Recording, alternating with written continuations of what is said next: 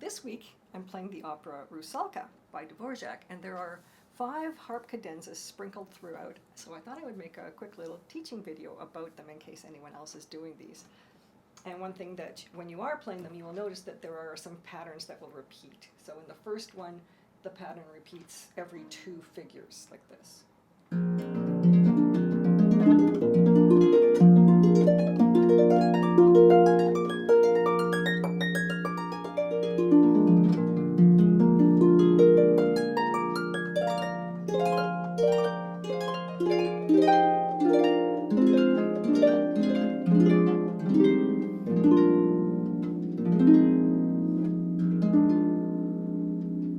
That's your first big opening. That's your water nymph coming out of the water. And then your next cadenza is the beginning of Song to the Moon. But those of us who've played it in orchestra, you don't get to play the little mini cadenza that happens before the introduction. And it's in the key of D flat 7. But what I've done here is I've put a B natural down as well so that you can alternate using the B naturals instead of the C flats if you so desire. So it goes like this.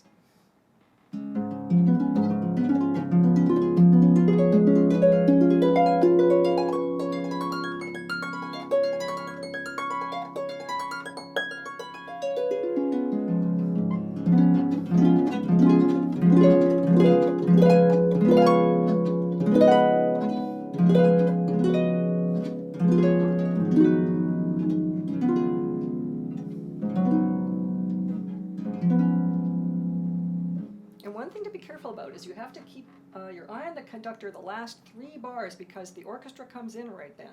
So you can't just go off on your own.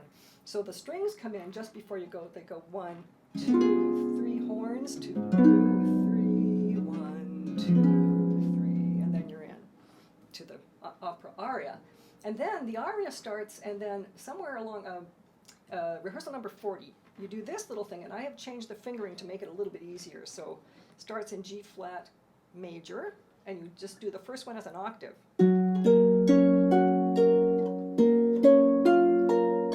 And that avoids doing this little crossing under because there are 5 notes in this figure.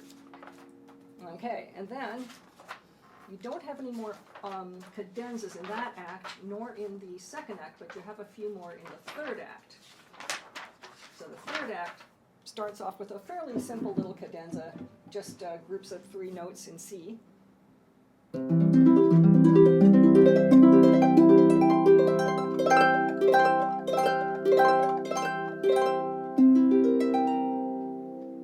That's all there is to that, and it happens also in C flat, but that one got cut in our version. And then there's another little cadenza in B flat 7 again, and all you have to remember is it's kind of in inversions except for there's one little jump. So.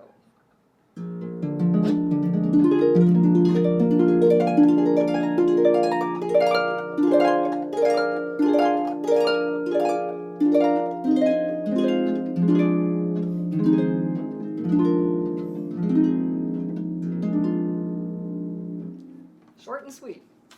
And then the last one of the cadenzas, to my mind, was the most confusing because it didn't follow any patterns that I knew.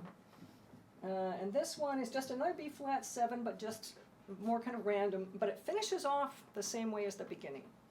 So I fingered it that way on purpose to make it as much alike as possible. So.